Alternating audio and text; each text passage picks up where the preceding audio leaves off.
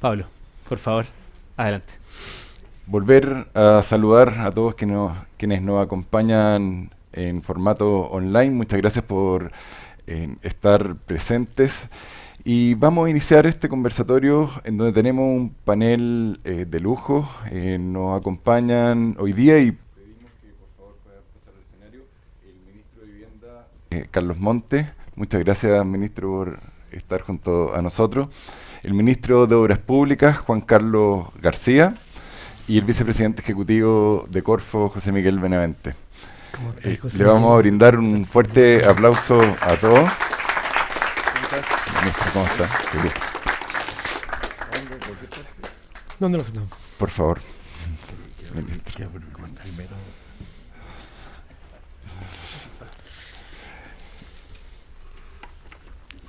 Lo primero es darle las gracias a todos por hacer un espacio en su agenda. Entendemos los compromisos que cada uno de ustedes tienen en manejar las carteras respectivas y estar aquí hoy día con nosotros refuerza, por cierto, el compromiso desde el mundo público para hacer de la construcción, como decíamos al inicio, una industria más productiva y más sustentable ambientalmente. Ministro García, queríamos partir con usted. El Ministerio de Obras Públicas es el principal mandante de Chile. Toda la infraestructura pública o se construye bajo el financiamiento o los otros ministerios mandatan al Ministerio de Obras Públicas como entidad técnica para ejecutar las obras. ¿Qué espacio existe y qué acciones están implementando, se piensan implementar, entendiendo que esto es un proceso, para que esos proyectos sean más productivos en su ejecución? ¿Y qué espacio y qué acciones vemos por delante para que esa infraestructura sea más sostenible desde su concepción, la construcción y también la operación? Bueno, Pablo, como ustedes muy bien decían al principio, en la productividad de la construcción tenemos una brecha muy importante que alcanzar. Hay un déficit importante tanto en el sector público como en el sector privado. Esto es algo que hemos estado trabajando mucho con la Cámara de la Construcción y donde crisis con la que tenemos hoy día, una crisis importante con un alza de materiales importante, con una inestabilidad en los precios, también es una oportunidad para avanzar más rápido en cosas que se vienen arrastrando hace mucho tiempo.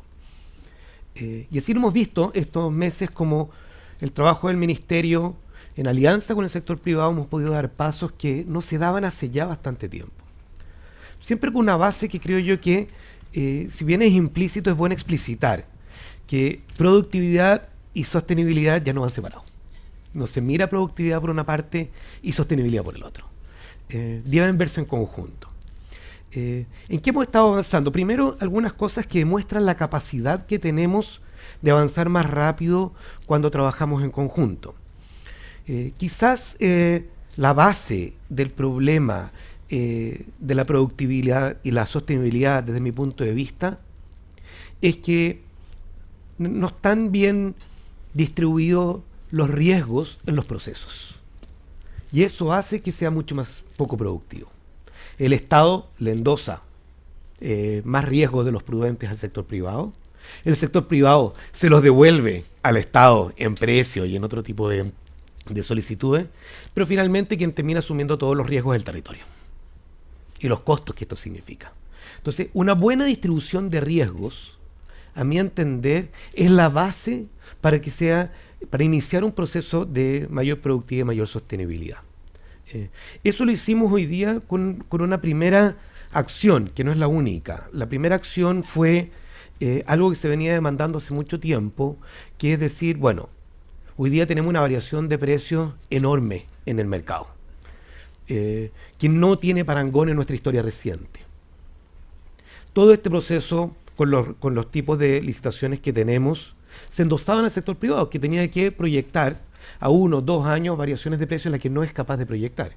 Que de hecho, este año, en el mes de enero, las licitaciones no acogían las variaciones de precios que hemos tenido durante estos meses. Modificar nuestras licitaciones para que casi en el 90% de ellas la variación de precios sea parte de del proceso de construcción, de la ejecución, me parece que es una base importante para entender la productividad en el sentido de distribuir riesgos y optimizar los recursos. ¿Y por qué esto es tan importante? Porque primero, una empresa que quiebra efectivamente es realmente poco productivo en un momento tan sensible que tenemos. Una obra inconclusa que deja abandonado tiene un impacto enorme, no solamente para el Estado, para los organismos que estamos a cargo de ella, sino también para las comunidades que no se ven beneficiadas por ella y se empiezan a retrasar requerimientos hacia ella. Y tercero, porque si como Estado no tenemos una buena ejecución presupuestaria, no estamos reactivando la economía. Ahora, esto tenemos que llevarlo a otros aspectos y con esto termino como base. Toda agenda de productividad, a mi entender, y esto también tiene que ver con la mirada de arquitecto, que tenemos una brecha muy importante de entender que hoy día los diseños en general de la infraestructura en Chile por parte del Estado tienen un costo del 2 al 4% de la inversión total, cuando en países de la OCDE pueden llegar al 8 y el 10%. Y si no integramos en los diseños todas estas variables, desde variables de coordinación del proyecto, pero variables de sostenibilidad, variables hoy día tremendamente importantes, por ejemplo, desde el punto de vista arqueológico y protección patrimonial, de participación ciudadana, el proceso de productividad y sostenibilidad no va a ser bien desarrollado en el tiempo. Y eso es parte de la agenda de productividad y sostenibilidad que estamos llevando con nuestra Dirección General de Obras Públicas. Muy de acuerdo, ministro, y sobre todo en el tema del diseño. Si te veías la causa original de muchos de estos problemas es justamente el diseño. Y bueno, aprovecho también de enlazarlo con lo que acaba de presentar Jail, la presidenta del Colegio de Arquitectos, este desafío Net Zero, porque efectivamente lo que se busca es que los futuros profesionales tengan incorporado al momento de diseñar conceptualmente la infraestructura, los conceptos de sostenibilidad desde el origen. Millón de gracias, ministro. Ministro Montes, le tocó asumir una cartera en un momento de alta complejidad. Al ministro nos conocemos, yo también trabajé en el Ministerio de Vivienda y nos tocó también trabajar juntos en otro periodo complejo que fue el terremoto después del 27 de febrero, pero yo creo que le está tocando más difícil todavía. Bueno, el ministro, sabemos que el gobierno tiene un plan muy ambicioso para trabajar sobre el déficit habitacional. De hecho, se emitió y se generó un plan de emergencia habitacional con diferentes palancas para poder generar más soluciones habitacionales. De hecho, hay un objetivo de más de 60.000 unidades anuales que no se ha logrado hacer en el pasado, así que entendemos la complejidad. Dentro de ese plan de emergencia habitacional, y aplaudimos, por cierto, hay un énfasis especial en la vivienda industrializada. Entonces, queríamos preguntarle, ministro, uno, ¿por qué? ¿Qué es lo que buscan en esto? Lo segundo, también preguntarles cómo se está preparando el Ministerio de Vivienda para recibir viviendas con estos procesos constructivos más modernos y qué es lo que espera la empresa privada en este proceso. Bueno, ¿cómo está? Ya llegará al Ministerio de la Vivienda de nuevo, pero yo quiero agradecer la invitación a este diálogo. La verdad que yo venía un poco desubicado hasta que estaba sentado ahí, una señorita se me acerca y me dice, salga para afuera porque le vamos a quitar el brillo. A uno le queda poco brillo en la vida. Entonces, que me diga que no sabía que estábamos en un setting y se iba a transmitir de otra manera. Mire, yo vengo de la política y creo que la política es fundamental para construir la vida en común. Así surgió en la historia de la humanidad y hay momentos en que tenemos que asumir, no voy a hablar de política, salvo decir de que todo lo que nos pasa está muy vinculado a procesos mundiales. Si el mundo va a entrar en recesión o no va a entrar en recesión, eso va a determinar mucho lo que hacemos. Y no porque nos quita, porque nos cambia las opciones. En uno u otro caso tenemos que repensar las opciones. Y en segundo lugar, creo que es muy importante tener bien presente qué va a ocurrir en Chile con la política. Podemos seguir en un escenario de confrontación o podemos entrar en un camino de construcción. Y eso es una opción que hay que pensarla muy bien, en cualquiera sea los escenarios que venga. Y el futuro no está fácil, ¿no? Pero eso supone, por eso instancias como estas son muy importantes, ligar la reflexión más específica, más técnica, más con la reflexión general, porque al final las cosas están ligadas. Específicamente en Chile yo creo que claramente tenemos que preocuparnos simultáneamente de la desigualdad, tenemos que preocuparnos de la democracia que está débil como forma de cohesionar un país, sentirse parte de un proyecto común, y también del desarrollo sustentable, encontrar nuevos caminos de desarrollo, porque los caminos por que veníamos están cuestionados por la vida, no solo por opiniones. Bueno, ¿qué significa el gobierno actual de Gabriel Boric? Significa una apuesta en todos estos sentidos, un intento de avanzar en los distintos sentidos, que no voy a explicitar. Particularmente en el caso de vivienda, se asume de que hay un problema serio, hay una crisis en vivienda. Y esta crisis de vivienda se expresa en el déficit, un déficit muy alto. Si uno mira la historia, han sido pocos momentos en la historia. En el 90 teníamos 1 millón de familias, antes todo el movimiento del campo a la ciudad, son como 3 grandes momentos, además de las coyunturas de crisis, como por ejemplo fue la reconstrucción, pero en otras características del fenómeno. Bueno, estamos en un problema, y frente a esto, ¿qué se puede hacer? ¿Seguir igual? ¿O tratar de innovar, tratar de alterar?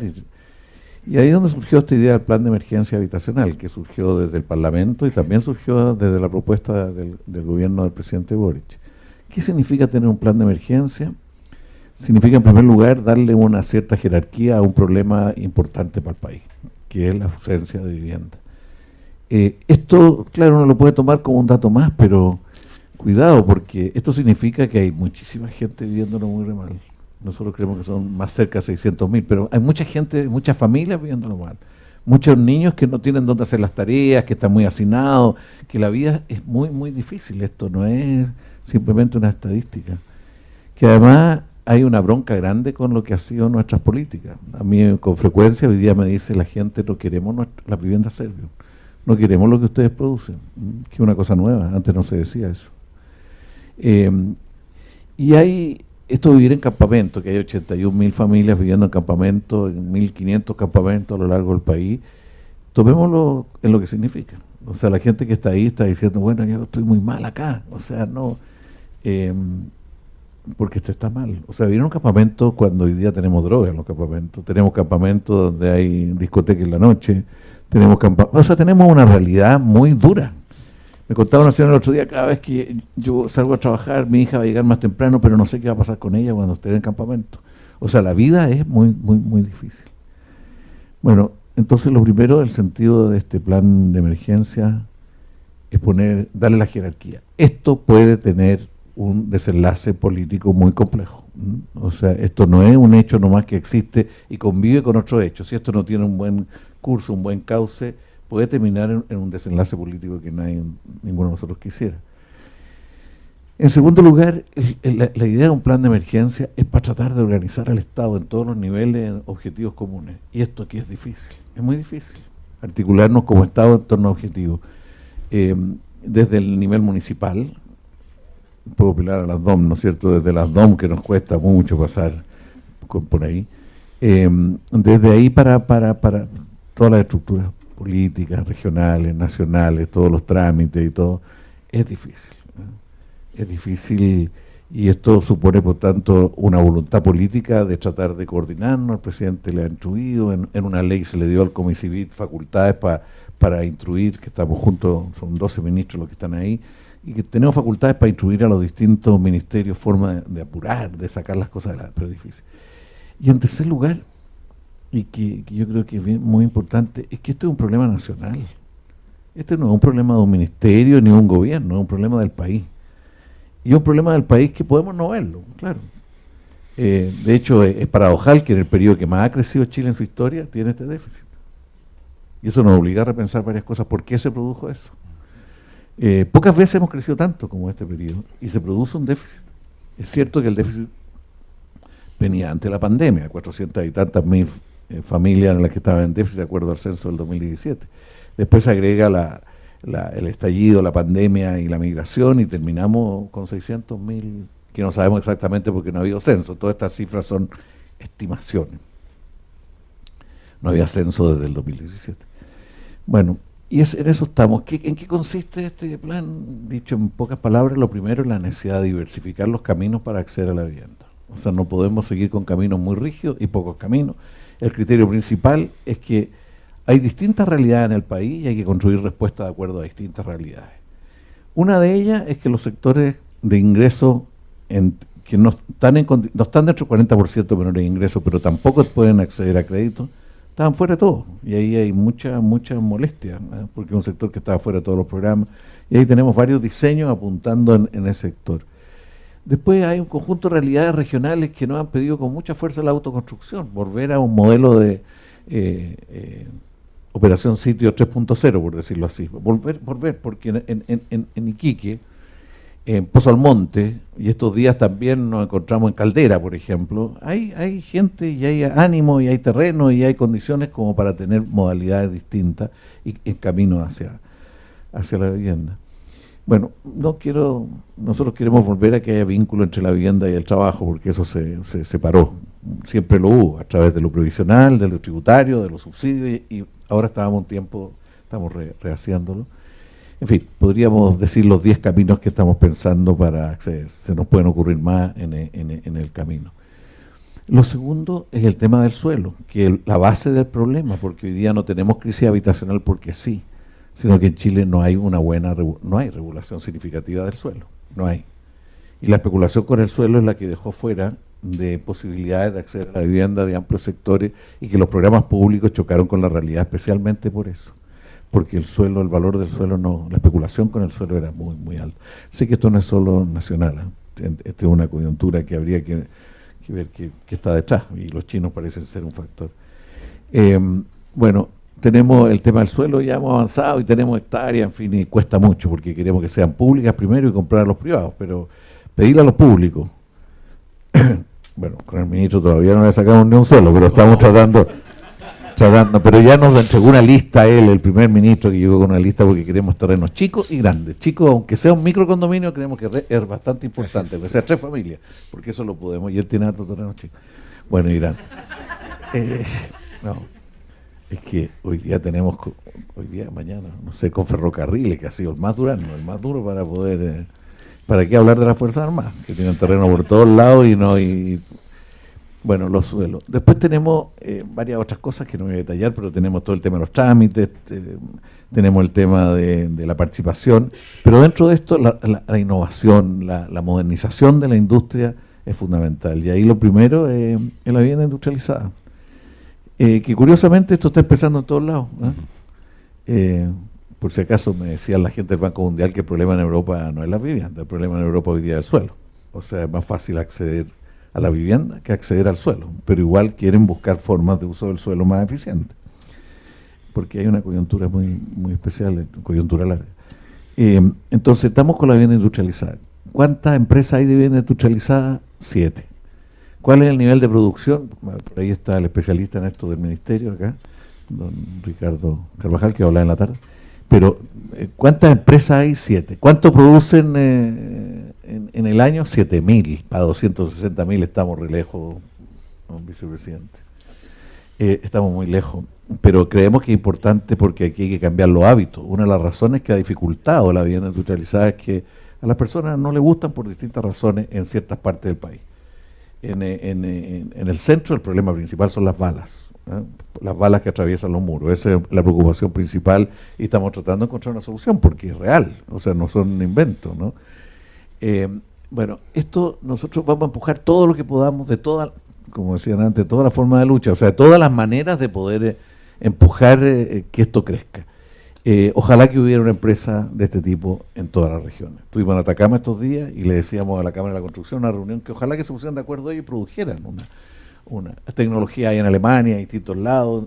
No es solo madera, es acero, es hormigón. La mezcla hormigón-madera es como la más bonita. En fin, no puedo decir eso aquí yo, pero de la que yo encuentro lo mejor. Tenemos eso, pero no solo tenemos esto en la modernización. Aquí ustedes han hablado del BIM, también han hablado no sé si habrán hablado, pero modernizar las DOM. O sea, hay un conjunto de cuestiones de procedimientos que necesitamos pegar un salto. 34% se decía recién acá, en las DOM estamos en 59% creo del DOM en línea. Además de esto, nosotros necesitamos mejorar mucho la manera de fiscalizar, y el ministerio se debilitó mucho en esto, porque hay menos técnicos. El ministerio fue una escuela de formación de técnicos para esto, y dejó de ser esa escuela.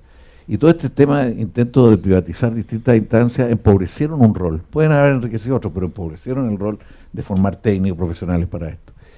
Además, nosotros creemos de que hay que formar maestros. Esto no es solo un problema nuestro, es de todos, ¿no? Nosotros ahora tiramos un programa de 8.075 maestros de formación junto con la Cámara de la Construcción, con el Ministerio de Trabajo y con Chile Valora, buscando tanto en los oficios tradicionales como en los nuevos. La vivienda industrializada requiere personas que hagan cosas que no se hacían. Y hasta hoy día han demostrado gran calidad las mujeres para desarrollar eso en las industrias que hay. Y la verdad que la incorporación de la mujer a la industria es muy, muy importante. Podríamos también hablar de lo que discutimos con la Corfo, que estábamos súper preocupados, el sistema de abastecimiento de insumos. Porque esto no es una cosa espontánea y que ocurre como ocurre. Llegamos a un modelo de abastecimiento que tenía como eje los chinos, que llegaban con un conjunto de elementos a un determinado precio, en calidad, y era bueno. Y de repente los chinos se repliegan y empieza a tener que comprarse de otra manera. Entonces salen las empresas a comprar a Argentina, salen a comprar a Ecuador, a distintos lados, y sale mucho más caro. Por transporte, pero no solo por transporte que de todos lados, sino que también porque la calidad no es la misma. Entonces nuestra discusión con la Corfo es que queremos que nos ayude a cómo incentivar, porque no tiene sentido que estemos importando madera, no tiene ningún sentido, estábamos importando madera. No tiene ningún sentido que estuviéramos importando cemento, nos falta un componente. Bueno, tenemos que ver cómo eso lo producimos. Y el desorden que hay en toda la importación, hoy día, en la importación de productos de acero, es muy grande, las chapas, todo lo que eso significa, y necesitamos organizarlo, porque el Estado chileno está organizado para exportar, pero no para importar, y se requiere que el Estado y las empresas se pongan de acuerdo y organicen un sistema que permita llegar. Bueno, esto es también parte de todo lo que estamos hablando aquí, de modernización, de industrialización, de sustentabilidad y de todo. Y bueno, yo no sé, la evolución de este proyecto a lo mejor ayuda en esa dirección, porque a nosotros nos preocupa mucho el largo plazo, pero el mediano plazo, pero nuestro tema se juega en el corto plazo. O sea, si en estos 4 años no logramos 260.000 viviendas, vamos a tener un escenario en torno a la vivienda muy distinto. Ya algunos vivieron en el escenario en que se tomaban las casas recién terminadas de construir, y eso ya ha empezado acá, hemos logrado evitar, pero eso ya empezó porque hay familias que tienen necesidades muy fuertes, y pueden evolucionar hacia otras cosas. Ya tenemos acá el sistema venezolano, que llegan a una casa, la golpean y le dicen queremos que nos entregue la casa, y le muestran un video con toda su familia, y si no se va tiene en riesgo su familia. Eso está ocurriendo en Chile, estimado oyente. Eso está ocurriendo hoy día en Chile, no masivamente, pero está ocurriendo. Y son cuestiones que tienen que ver con son un delito, pero tienen que ver con un problema de base, que es la ausencia de vivienda para muchas familias. Y ojalá que debates como estos y seminarios como este ayuden a sumar mucha voluntad en función de crear. Aquí se requiere mucha responsabilidad nacional, mucha generosidad de país, y este no es un tema que solamente se puede mirar con una lógica de costo-beneficio en función de intereses diversos, sino que hay que mirarlo con un interés país. Muchas gracias. Gracias a usted, ministro.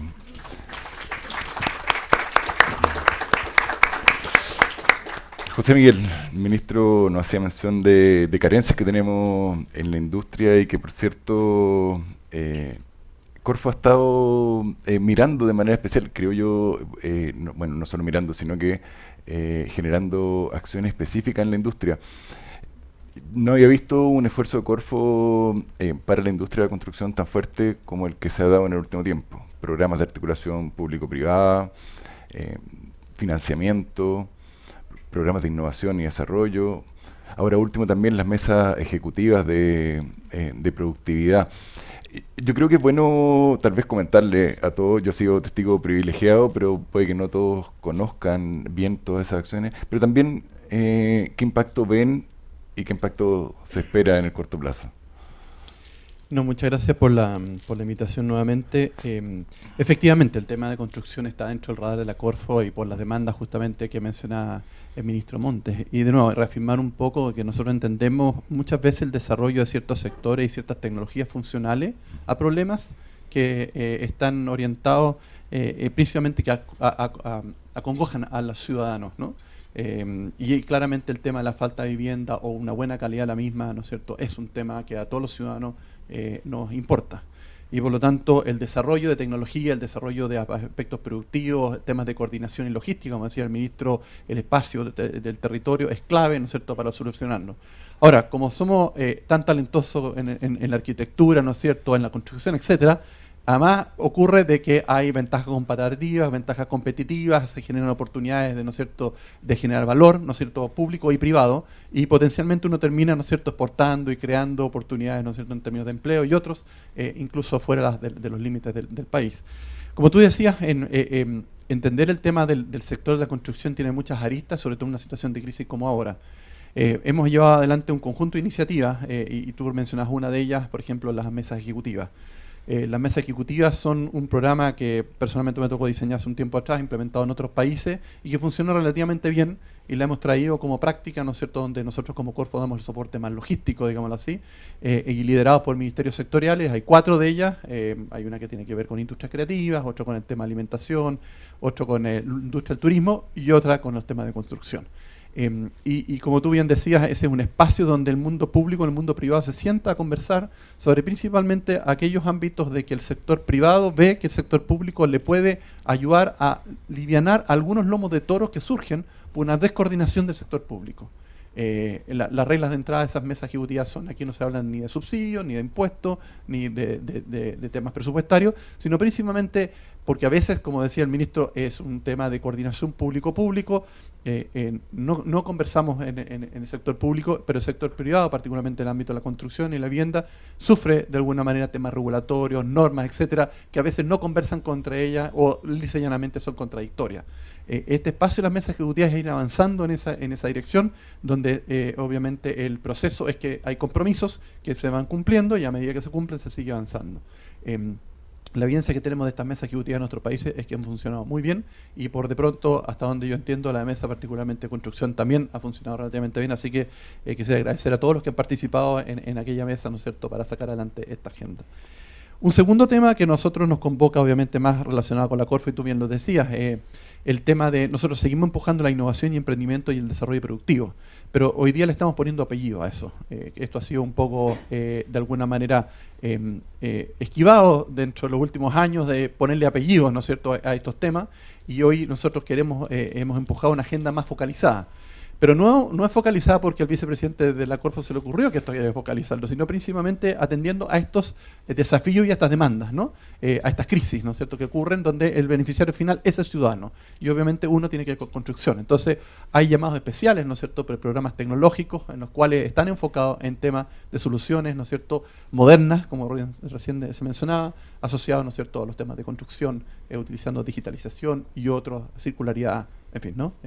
Que creo que son clave.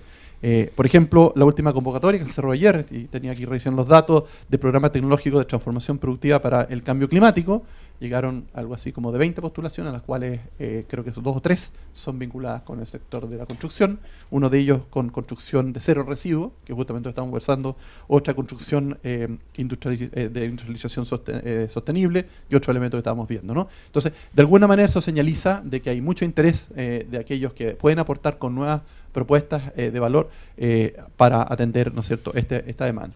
Lo tercero, estamos articulando junto al Ministerio de Economía una política pública que empuja la innovación, que en general no se ha aplicado en Chile nunca, lo que se llama las compras públicas innovadoras.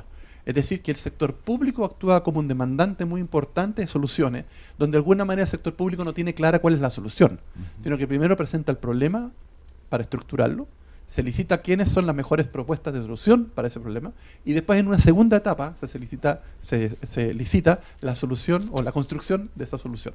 ¿Me sigue? Y el sector construcción es un sector fantástico, porque esto funciona en otros lados. España es uno de los más avanzados en el mundo en esto, y tiene un sistema público más o menos parecido desde el punto de vista legal, y por lo tanto esto nos ayuda mucho a aprender, y hemos estado empujando esto con el Ministerio de Economía, desarrollando esto, utilizando, ¿no es cierto?, lo que existe infraestructura desde el punto de vista de compras públicas, para incorporar esta parte innovadora, en el fondo, que es más bien uno licita soluciones para problemas y no necesariamente la construcción de soluciones predefinidas, ¿no? Otro tema que yo creo que también es importante es, el mismo programa Construye 2025, ¿no es cierto?, que es un programa Transforma. La Corfo tiene varios programas con Transforma, este es uno de los más exitosos, que tiene al interior de ello, que salió de esta hoja de ruta, ¿no es cierto?, un conjunto de elementos o prácticas o propuestas y acciones que son tremendamente ilustrativas de cómo solucionar muchos de estos problemas que nosotros denominamos bienes club, ¿no es cierto?, o elementos que son buenos y colectivos y soluciones para todos, ¿no? Entre ellos el Centro Tecnológico para Innovación de la Construcción, que ya se mencionó, que está en Antofagasta y en Carén, que precisamente genera bienes públicos, ¿no es cierto?, y que son tremendamente útiles. Por ejemplo, el Plan BIM es otro, de alguna manera ya se ilustró con el caso en Inglaterra, hay evidencia que generó un impacto enorme, ¿no es cierto?, en varias dimensiones, en tiempo de respuesta, en temas de residuos, en estandarización, en digitalización de la oferta, a través de las compras públicas innovadoras. Efectivamente, ministerios como Obras Públicas y Viviendas, cuando incorpora el Plan BIM, fuerza un poco que la oferta se adapte e incorpore. Estos son muchas veces plataformas libres también, en el cual eso incorpora, por ejemplo, al sector privado en su provisión de esos servicios, este tipo de digitalización, la fuerza un poco, y eso hace hacer un mejor tracking, ¿no es cierto?, de los costos, de los temas de tiempos, de respuesta y de proceso. Y creo que el Plan BIM en esa dirección también ha sido tremendamente ilustrativo. Y otro que también hemos incorporado son lo que se llaman retos de innovación. Tenemos programas avanzados en retos de innovación que también lo mencionaba, por ejemplo, economía circular en la construcción, y esto se utiliza, ¿no es cierto?, innovación abierta como una herramienta más moderna, ¿no es cierto?, para entre todos generar colectivamente soluciones. El impacto de esto, bueno, está a la vista. Hemos ido incorporando primero esto dentro del ideario colectivo de un sector, en el fondo, que hace convivir el mundo público y el mundo privado para atender las demandas y las urgencias que el ministro Monte mencionaba. Hoy día tenemos una oferta más sofisticada desde el punto de vista de la provisión, ¿no es cierto? No solamente las empresas tradicionales, sino hoy día se ha incorporado el tema del diseño, por ejemplo, asociado a nuevos materiales para ofrecer soluciones de alguna manera que reduzcan los temas de circularidad, mejoren los temas de sustentabilidad y sobre todo los temas relacionados con el cambio climático. Tercero, esto tiene un impacto, los números tú bien me lo mencionabas, el efecto que tiene la construcción, ¿no es cierto?, dentro del PIB es tremendamente importante. Por lo tanto, un pequeño movimiento que se haga asociado a lo que estamos conversando genera un impacto enorme, ¿no es cierto?, en temas de empleo, de buena calidad, asociado al diseño, ¿no es cierto?, y al incorporar del talento y la creatividad, ¿no es cierto?, que es muy cercano a esto. Y por el otro lado, esto tiene un impacto también, justamente si uno tiene viviendas, sobre todo aquellas viviendas sociales, pero que están orientadas a tratar de mejorar, ¿no es cierto?, el hábitat, mejorar el impacto que tiene en el medio ambiente, tratar de generar mecanismos de recirculación. Esos son impactos también asociados al programa que hoy día ya están ocurriendo y bueno, que esperamos que sigan ocurriendo asociados al programa y las consecuencias que esto ya tiene. Así que yo creo que hay una parrilla de instrumentos, obviamente nunca es suficiente, pero está dentro de la Corfo y como bien decía el ministro, hay temas puntuales que estamos empezando a apoyar y a estructurar, por ejemplo, la coordinación de la oferta, ¿no es cierto?, de distintos ámbitos para atender esta demanda y esta necesidad. Obviamente nosotros entendemos en esta administración que el régimen de precios no es suficiente porque las señales llegan tarde y por lo tanto no podemos esperar a que esto solucione con vía, por ejemplo, incrementos de precios o capturas de rentas, etcétera, y estamos buscando los mecanismos para que sea un proceso relativamente rápido, justo, ¿no es cierto?, y que llegue, ¿no es cierto?, con soluciones prontamente a aquellos que lo necesitan. Así que, bueno, eso es parte de los impactos que nosotros esperamos que tengan en el corto plazo. Buenísimo, millón de gracias.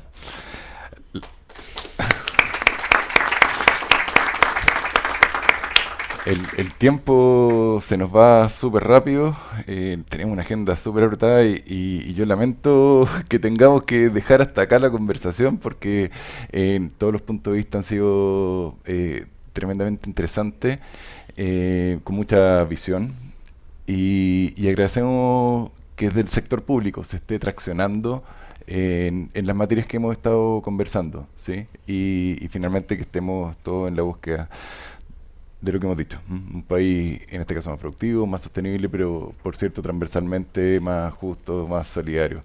Millón de gracias, ministros, millón de gracias, vicepresidente, y los invito a todos a seguir compartiendo en este congreso. Muchas gracias.